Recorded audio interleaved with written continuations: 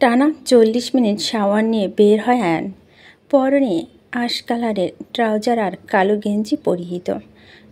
তাওয়ালা দিয়ে মাথা মুছতে মুছতে ওয়াশরুম থেকে বের হয় সে।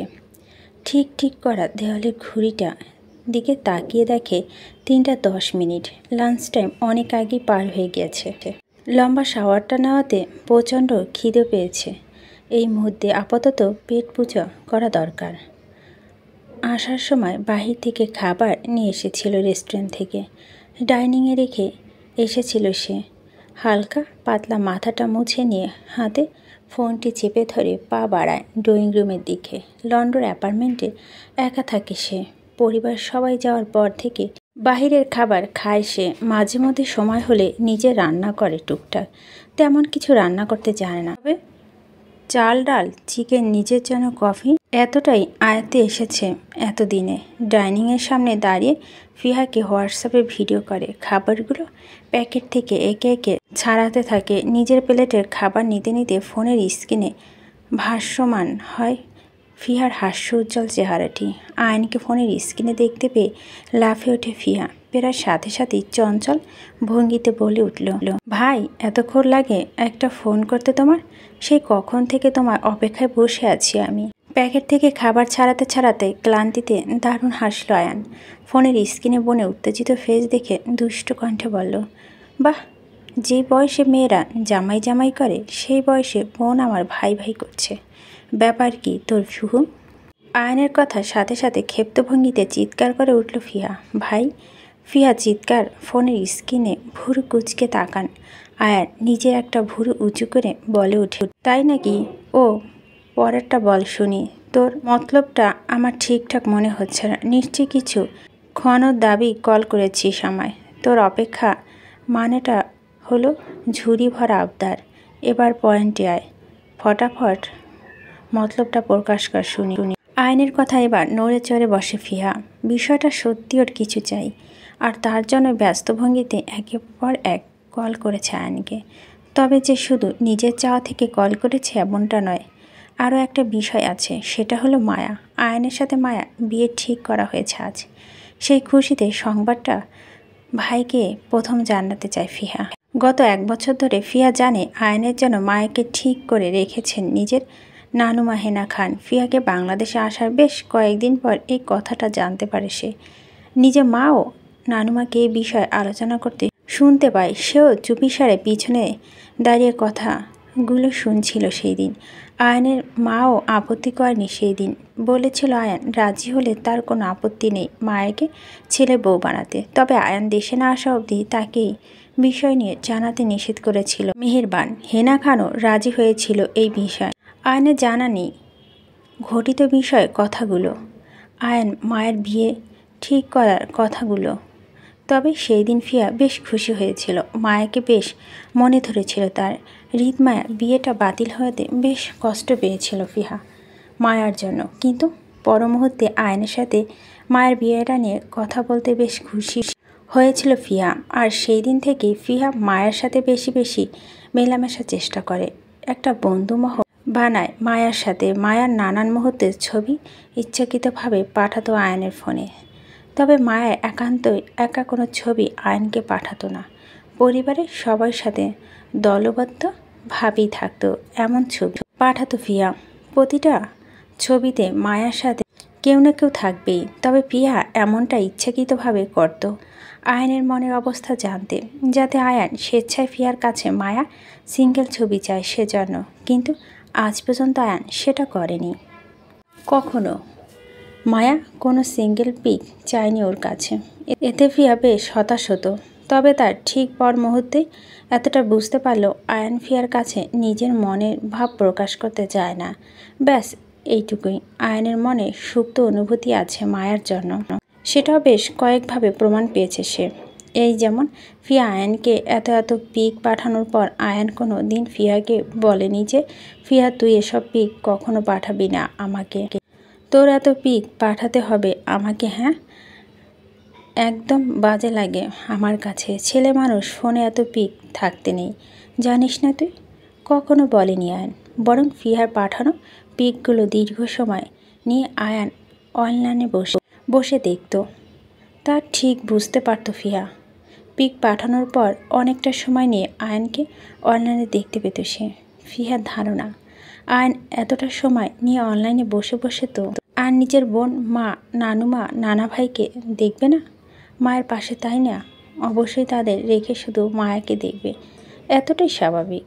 ফিয়া প্রতিবার পিক পাঠানোর সাথে সাথে সিন করতো আয়ান। শত ব্যস্ততার মধ্যে ভিডিও কলে যখন আয়ানকে রেখে ফিয়া মাঝে মধ্যে মায়ের কথা বলতো, তখন আয়ান চুপ করে তা শোনার চেষ্টা করত। হয়তো মায়ের কণ্ঠ শোনার চেষ্টা করতো আয়ান। ফিহা বুঝতে পারতো সব কিছু, তারপর ধরা দিত না নিজের ভাইকে, কারণ ফিহা চায় না আয়ান ওকে নিজ থেকে বলুক যে সে মায়ের সাথে ভিডিও কলে সামনাসামনি কথা বলতে চায়। সেটা যতদিন না বলবে সেও ততদিন আগ বাড়িয়ে দিবে না মায়াকে দেখতে, কিছুতেই না। আগে আয়ান বলবে, তারপর সব কিছু।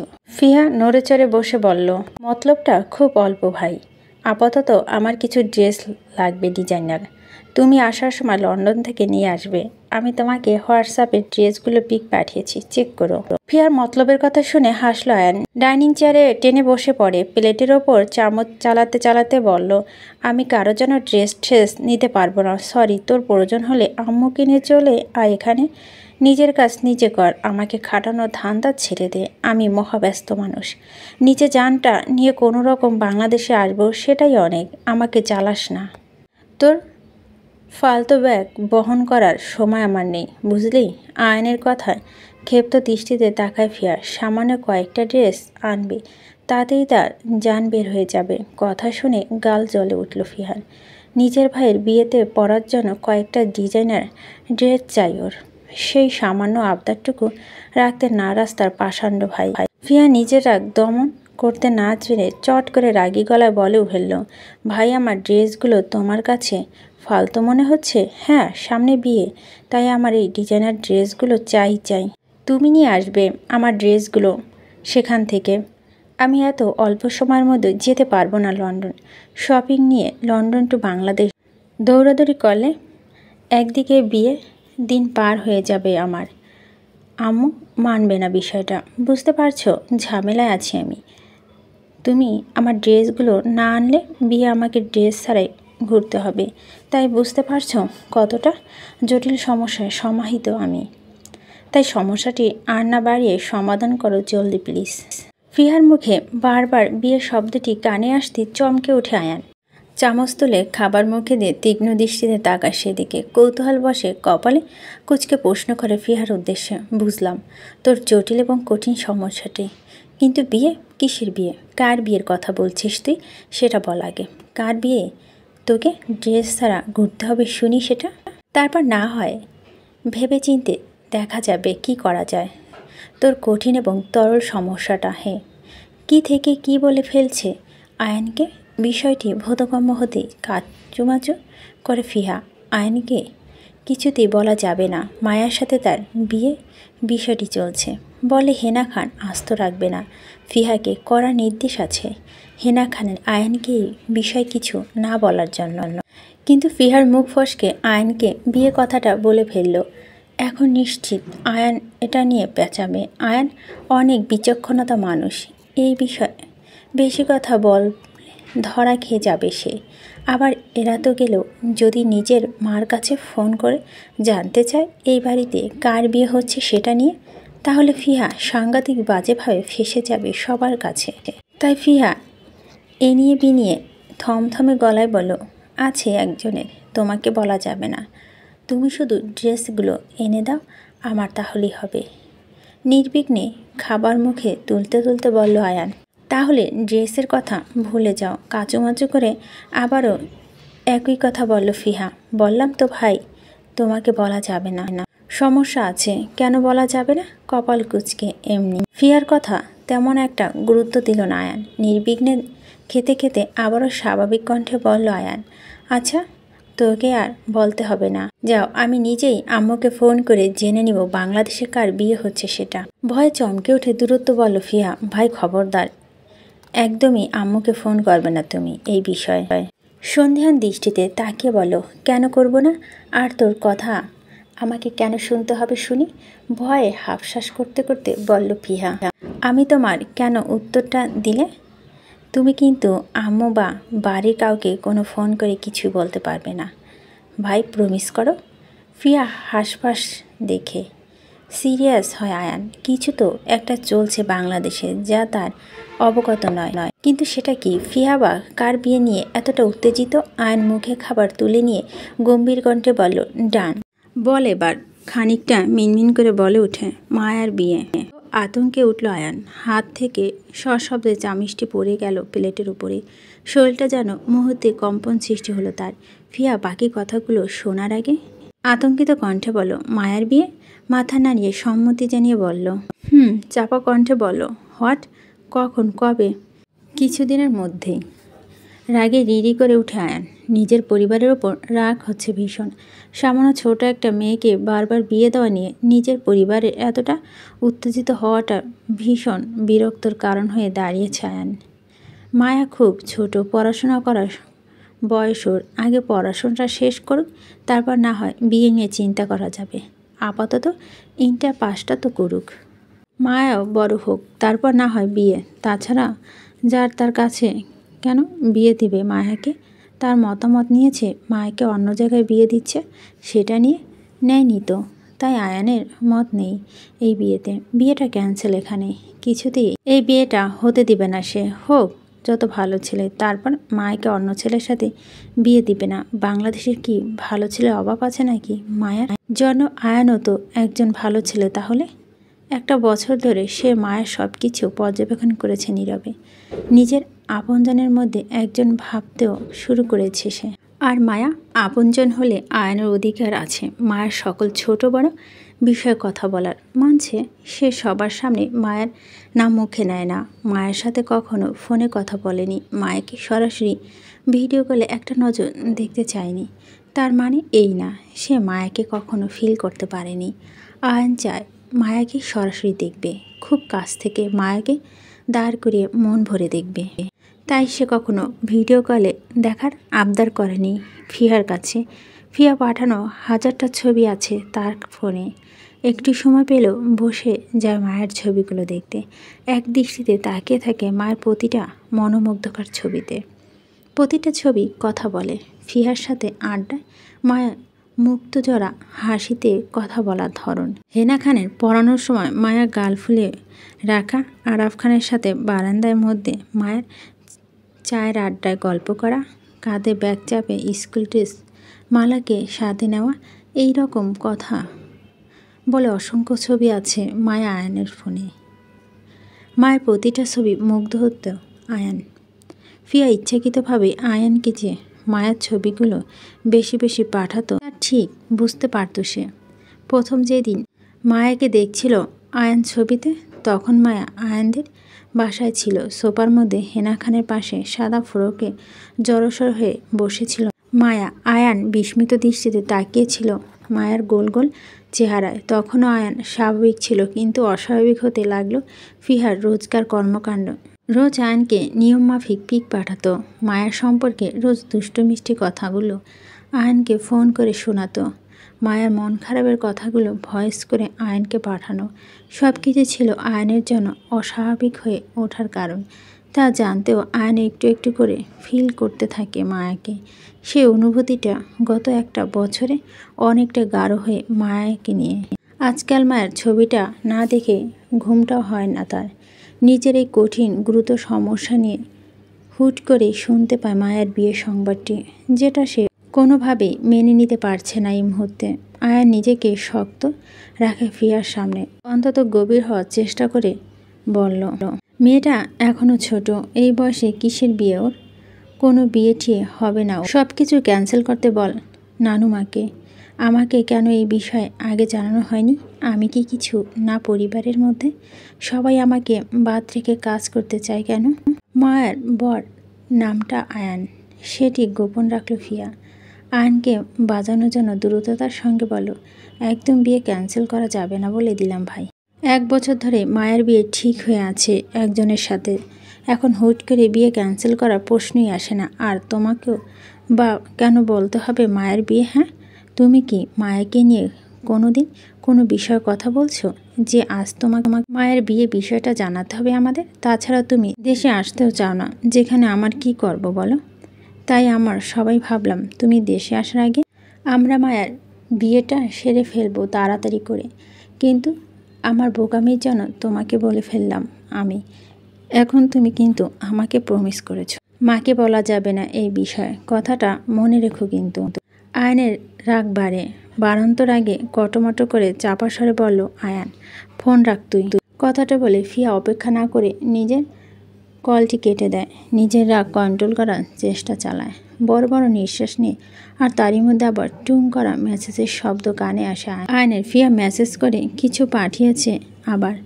আয়ন সেটা সিন করতেই চোখে পড়ল হেনা খানের পাশে বসে থাকা লাল জামা জড়ানো মায়াকে। খানিকটা বউয়ের মতো লাগছে মায়াকে। চোখে মুখে হাসি হাসি ভাব, ঠোঁটের কোণে মুচকি হাসি রেখা। তার পাশে আয়নের মা বসে আছে কিছু গহনার বক্স নিয়ে। সেটা দেখে স্পষ্ট বোঝা যাচ্ছে মায়াকে আজ পাত্রপক্ষে দেখতে এসেছিল খান বাড়িতে। আয়নের বাড়ন্ত রাগের মধ্যে বালতি ভরে ঘি ঢেলে দেয় ফিহার ছোট্ট মেসেজটি। দেখতো ভাই, একদম বউ বউ লাগছে না আমাদের মায়াকে? পুতুল বউ আমাদের। ব্যাস, সাথে সাথে সুউচ্চ স্বরে ঘর্ষণের সাথে লুটপাট খায় আয়নের খাবার প্লেটটি ফ্লোরে। হাতে বাড়িয়ে ধাপ ধাপ করে একে একে সব ছুঁড়ে মারে ফ্লোরের উপরে। নিজের হাতে থাকা ফোনটি সজোরে আছাড় মারে ফ্লোরে। রাগে ফুসফুস করতে করতে বের হয়ে যায় অ্যাপার্টমেন্ট থেকে। উদ্দেশ্য আজ রাতে ফিরবে সে বাংলাদেশের টিকিট নিয়ে আসবে রুমে, তার আগে নয় কাল বাংলাদেশে পৌঁছে সবার আগে মায়ের বিয়েটা ক্যান্সেল করবে সে। মায়ের এই বিয়েটা কীভাবে হয় সেও দেখবে এবার। নিজের পরিবারে এমন ফাজলামি করা সহ্য হচ্ছে না আয়ানের। সেই দিন আয়ান বাংলাদেশের টিকিট পেয়েছিল, যথারীতি বাংলাদেশে এসেছিল হুটহাট। আয়ানের আগমন পরিবারের সবাই চমকে ছিল অনেকটাই।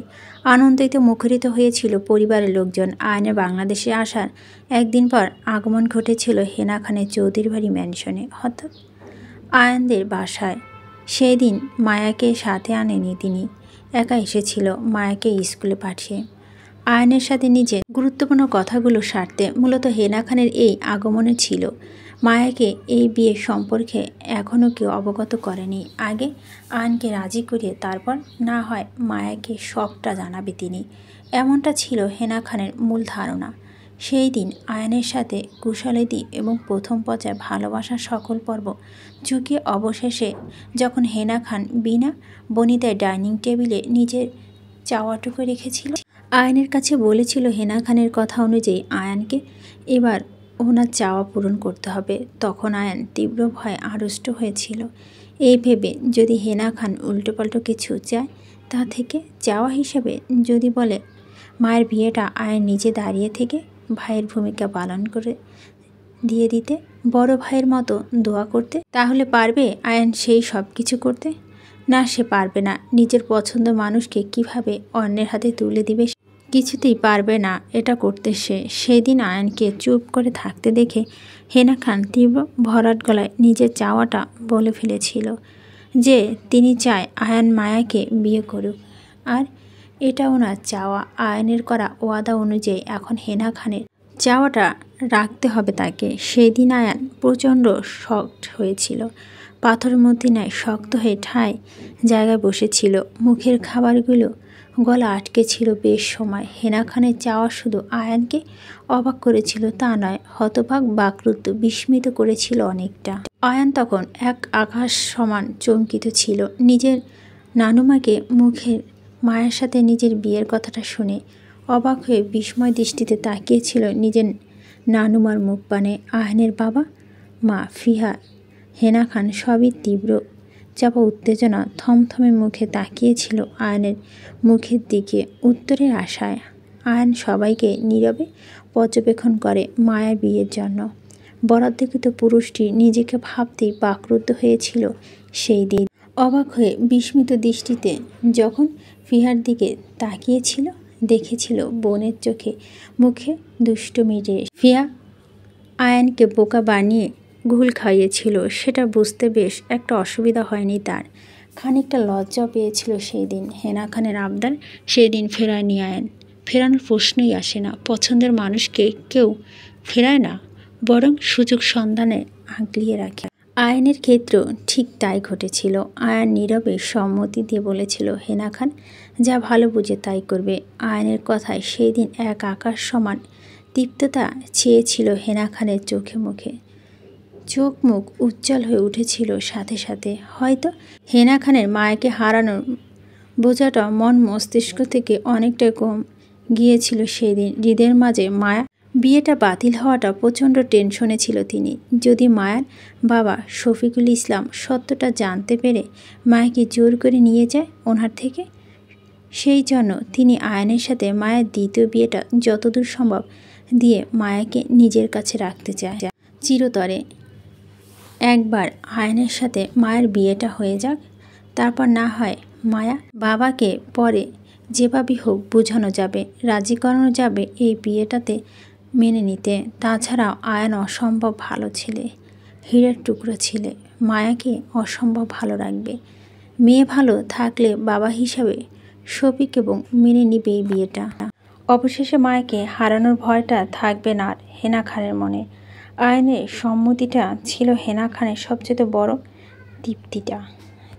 তিনি বুঝতে পারেনি আয়ন এত দ্রুত রাজি হয়ে যাবে। তাই সেই দিন খুশিতে হেনা খানে চেয়েছিল একজনের মধ্যে কাজীটিকে আয়ান আর মায়ের আকটটা সেরে ফেলতে ঘরোয়াভাবে। কিন্তু এত ঘোর আপত্তি জানিয়েছিল আয়ান। সে গম্ভীর মুখে বলছিল, নানুমা, আমি এমন হুটহাট চুরি করে বিয়েটা করতে চাই না। আমি বিয়েটা করতে চাই সারা শহর জানিয়ে, তারপর মায়াকে নিজের ঘরে তুলতে, ওর প্রাপ্য সম্মান দিতে, যেটা স্বামী হিসাবে আমার থেকে তোমার শোনামার অধিকার।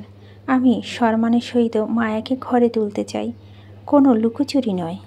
আয়নের কথা আপত্তি জানিয়ে ছিল সেই দিন হেনা খান বলেছিল, এখানে লুকোচুরি নয়, সময় নেওয়া হচ্ছে আয়ান। এখন শুধু বিয়েটা হয়ে থাকবে। মায়ের পড়াশোনা কমপ্লিট হওয়ার পর আমরা তোমাদের বিয়ের অনুষ্ঠান করব আয়ান। তো কি মনে হয় আমাদের সে চিন্তা নেই?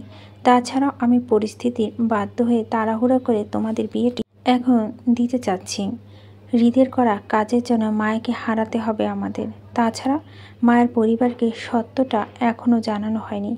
যদি একবার বিয়ে বাতিল সত্যটা সম্পর্কে অবগত হয় তাহলে কি হবে সেটা নিশ্চয় তোমার অজানা কিছু না। আয়ন চোখ তুলে তাকায় হেনা খানের দিকে। থতমত পরিবেশটা উত্তেজিত বুঝতে পারে।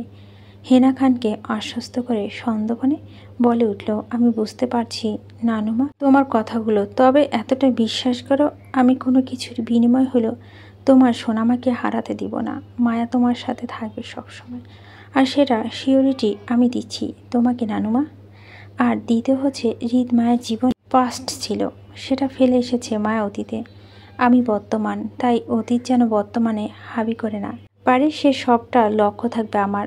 তোমরা মায়ের সামনে বারবার হৃদের প্রসঙ্গটা টানবে না, এতে করে মায়ের ডিস্টার্ব হতো। মা এখনও ছোট, সব কিছু সামলে নেওয়ার সুযোগ দাও আগে, তারপর না হয় বাকিটা দেখা যাবে নানুমা। আয়নের প্রতিটা কথায় তীব্র অধিকারবোধ দেখেছিল সেই দিন মায়ের প্রতি। সবাই বুঝতে পেরেছে আয়নের মনে মায়ের প্রতি ভালো লাগা আছে। এতে করে হেনা খানের স্বস্তির নিঃশ্বাস ফেলছিল। তিনি সবসময় চাইতেন মায়ের জন্য যেন হৃদ এই অধিকার বোধটুকু দেখায়, মায়াকে নিজের বউ হিসেবে মেনে নেয়। কিন্তু হৃদ করল তা উল্টোটা, ফিরিয়ে দিল মায়াকে। তবে আয়ন নিঃসন্দেহ একজন সুদর্শন ভালো ছিল, দায়িত্বশীল, ভালোবাসতে জানে, ভালো রাখতে জানে। সেই জন্য তিনি মায়ের জন্য আয়নকে বেছে নিয়েছিল। এতে করে মায়াকে সারা জীবন ওনার চোখে সামনে রাখতে পারবে খান বাড়িতে। কিন্তু আয়ন এই মুহূর্তে বিয়ে না করা ছিল হেনা খানের বিদ্রুপের কারণ। তিনি আবারও শক্ত গলায় বলছিল সেই দিন, তাহলে তুই কি এখন মায়াকে বিয়ে করতে চাস না আয়ন? হেনা খানের উৎসুক দৃষ্টি, নিজের চোখ বুলিয়ে দীর্ঘ নিঃশ্বাস ফেলে আয়ান খানিকটা সময় নিয়ে আবারও শান্ত গলায় বলছিল, নানুমা, আমি তোমার কথা রেখেছি, তুমি এখন আমার কথাগুলো রাখবে এমনটা আশা করছি আমি। তবে হ্যাঁ, আমি বিয়েটা করতে চাই, তবে লুকোচুরি ভাবি না। মা এখনও ছোট, একটু বড় হোক তারপর বিয়েটা করে নিব আরেকবারের জন্য। এখন তোমরা মায়াকে আংটি পরিয়ে রাখো আমার নামে, আমি কাল আংটি কিনে দেব তোমাদের। তারপর বিয়েটা আমি মা এসএসসি পরীক্ষার পর করব, মায়া বাকি পড়াশোনাটা বিয়ের পর করবে। আমি নিজে পড়াবো, কিন্তু তারপরে মুহূর্তে আমি মায়ার অবুঝতার সুযোগ নিতে চাই না। নানুমা এইচএসসি পরীক্ষার পর ওর নিজের সম্মতিতে আমাকে বিয়ে করবে, কোনো চাপ পড়ে নয়। আমি আমার স্ত্রীর সম্মতি হতে চাই, কোনো রকম বোঝা বাধ্যকতা নয়। দ্বিতীয়ত, মা বাবা হিসেবে মায়ের পরিবারে একটা চাওয়া পাওয়া আছে মায়াকে ঘিরে। আমি সেটা স্বার্থপরের মতো নষ্ট করব, তা ঠিক হবে না নানুমা। তাই আমাদের বিয়েটাতে মায়ের পরিবারের সম্মতি থাকবে পরোক্ষভাবে। ওয়াদা করছি মায়ের সপরিবার হাসি মুখে দাঁড়িয়ে আমাদের বিয়েটা দেবে, আমাদের পাশে দাঁড়িয়ে। এখন মায়ের পরিবারকে কিভাবে বোঝাতে হবে সেটা আমার উপর ছেড়ে দাও নানুমা। আমি উইল বি ম্যানেজ। নিশ্চিন্তে থাকো তুমি, আমি আমার ওয়াদা রক্ষা করব ইনশাল্লাহ। তোমার সোনামাকে কোথাও হারাতে দিব না, এতটা বিশ্বাস রাখতে পারো তুমি আমার উপরে। আয়নের কথা এক বুক আশা জমেছিল হেনা খানের বুকে। মনে কোথাও এক কোণে তীব্র বিশ্বাসবোধ জন্ম নিয়েছিল আয়নের কথায়। তাদের এত বছরের নষ্ট হয়ে যাওয়া সম্পর্কটা আবারও জোড়া লাগাবে আয়নের মাধ্যমে। তিনি আশাহত হন আয়নের উপরে। ছলছল চোখে অসহায় দৃষ্টি স্থির করেছিল আয়নের দিকে। আয়ন সবটা বুঝে। মায়ের পরিবারের সাথে খানবাড়ির সম্পর্কটা তেমন ভালো না, সেটা জানে। রিত যে সম্পর্কটা নষ্ট বিচ্ছিন্ন করেছিল, এখন আয়ন সেটা দুহাতে গুছিয়ে নিতে সময়ের সাথে সাথে সে সবটাই এখন ঠিক করবে। সেটা রিত অতীতে বিক্রি গেছে। তবে আজ আয়ন রিতকে মনে মনে অসংখ্য ধন্যবাদ দিতে মন চাইছে। রিত সব কিছু নষ্ট না করলে হয়তো আয়নের জীবনে কখনোই মায়া নামক অসুখটা আসতো না। মায়াবতী রোগে তলিয়ে যেত না গভীরভাবে। আজ আয়ন তৃপ্ত। হুট করে যেন জীবনের সব চাইবে বড় পাওয়ার তৃপ্তি পাচ্ছে সে, যেটা হৃদের জন্য সম্ভব হয়েছিল আজ। আয়ন আলতো হাতে হাসে। হেনা খান কিছু বলার উদিত হওয়ার আগেই সামনে থেকে মেহেরবান বলে উঠল, মা, আমাদের মনে হয় আয়নের কথাগুলো শোনা উচিত। অযুক্তিযুক্ত কিছু মনে হচ্ছে না আয়নের কথায়। আমাদের সময় নেওয়াটা ঠিক হবে এই মুহূর্তে মা। এতক্ষণে নীরব শ্রোতার মতো শ্রবণ করছিল ফিহা। আয়নের দেরি করে বিয়ে করাটা মোটেও যুক্তিযুক্ত মনে হয়নি ফিহার। তাই মেহেরবানের কথা মাঝে ফোড়ন কেটে বলে উঠল, ভাই, এই মুহূর্তে বিয়েটা হলে থাকলে সমস্যা কোথায়? নিজের বউকে কি মানুষ দুইবার বিয়ে করে না? তুমিও মায়াকে দুইবার বিয়ে করবে, তারপর এখন বিয়ে করতে না করে যাবে না, একদম না। তাছাড়াও মায়ের বাবা মা কি পালিয়ে যাচ্ছে কোথাও? তাদের কি অন্যভাবে মানানো যাবে না? ফিহা অবুঝতা গড়গড় করে বলল কথাগুলো। কড়া দৃষ্টি ফেলে মেহেরবান উপস্থিত বড়দের মাঝে ছোটদের কথা বলাটা অযাচিত, অশোভন। তাছাড়া ফিহার সমাজ বুঝে বয়স এখনো হয়নি, তাই কোনটা ঠিক আর কোনটা বেঠিক সেটা দেখার জন্য পরিবারের বড়রা আছে কথা বলার জন্য। ফিহাকে কড়া দৃষ্টি শাসিয়ে শক্ত গলায় বলছিল মেহেরবান সেই দিন। দিন দিন ম্যানেজ ভুলে যাচ্ছ ফিয়া। কতবার বলেছি বড়দের মাঝে আগ বাড়িয়ে কথা না বলতে। তারপরে বলো তোমার ডিসিশন বা মতামত। যা কেউ বসে নেই এখানে, বড়দের কথা হচ্ছে এখানে। তাই তুমি রুমে যাবে এই মুহূর্তে, যাও। কিন্তু মা, ভাই বলেছে না তোমাকে যেতে ফিয়া। রাগে উঠে দাঁড়ায় ডাইনিং টেবিলে ছেড়ে ফিহা। তিত্তির মেজাজে আয়নের দিকে তাকিয়ে বলে উঠল, দেখে নিও ভাইয়া, আজ তুমি পরিস্থিতির দোহাই দিয়ে মায়াকে ফিরিয়ে দিচ্ছ, কাল ভাগ্য তোমাকে সেই পরিস্থিতি স্বীকার করে মায়া থেকে তোমাকে দূরে করে দিবে। তোমার চাওয়াটা থাকবে অনেক কিছু, কিন্তু পাওয়াটা থাকবে শূন্য। দেখে নিও। ফিয়া পরপর কথা মুহূর্তে চোখ রাঙিয়ে ধমকের স্বরে বলে উঠল মেহেরবান, ফিয়া, যেতে বলছি তোমাকে আমি। এক মুহূর্তে না দাঁড়িয়ে রাগে ফিহা গটগট করে প্রস্থান করে নিজের রুমের দিকে। ফিহা যাওয়ার দিকে সবাই বিস্ময় দৃষ্টিতে তাকিয়ে থাকে। বুঝতে পারে ফিহা চাচ্ছে বিয়েটা এই মুহূর্তে হোক। হয়তো বিয়ে নিয়ে আনন্দটা ছিল প্রহর, তাই এখন সেটা আয়নের জন্য মাটি করতে চাই না বলে এতটা উত্তেজিত ফিহার মাঝে। কিন্তু আয়নের হঠাৎ না করাতে মেনে নিতে পারেনি বলে রাগটা প্রকাশ করে ফেলেছে সবার সামনে। ফিহার কথাগুলো সবার কাছে স্বাভাবিক মনে হলো আয়নের বুকে গিয়ে সেটা তীরের মতো বিধে। আয়নের সারা শরীর ঝাঁকি দিয়ে কম্পন সৃষ্টি হয়। আয়নের বুকে কেঁপে উঠে। একটা মুহূর্তে চিন্তা করে মায়াকে এই মুহূর্তে বিয়েটা না করার কোনো ভুল করেছে না তো সে। হেনা খান ফিহার কথা মনোযোগ হয়নি। বরং তিনি প্রসঙ্গ পাল্টে ছল নয়নে প্রশ্ন করেছিল আয়ানকে, তুই পারবি আমার অগোছালো সম্পর্কগুলো গুছিয়ে দিতে? নিরাশ করবি না তো আমাকে? ফিহার যাওয়া থেকে নিজের দৃষ্টি সরিয়ে নেয়, ঘাড় ঘুরিয়ে তাকায় নিজের নানুমার দিকে। বুকের ভিতর চাপা কষ্ট অনুভব হচ্ছে ফিহার কথায়। অতি সন্দর্পণে দীর্ঘ নিঃশ্বাস ফেলে হেনা খানকে আশ্বস্ত করে বলে আয়ান, পারবো। তুমি অতীত যা হারিয়েছ সেই সব আমি ফিরে দিব। বিশ্বাস রাখো, আমি বিশ্বাস করি তোকে। তার জন্যই আমার সোনামাকে তোর হাতে তুলে দিতে চাই। তাহলে আমরা কালই ঘরোয়াভাবে অনুষ্ঠান করে তো দুজনের আন্টি বদল করে ফেলি, খুশিতে চকচক করে।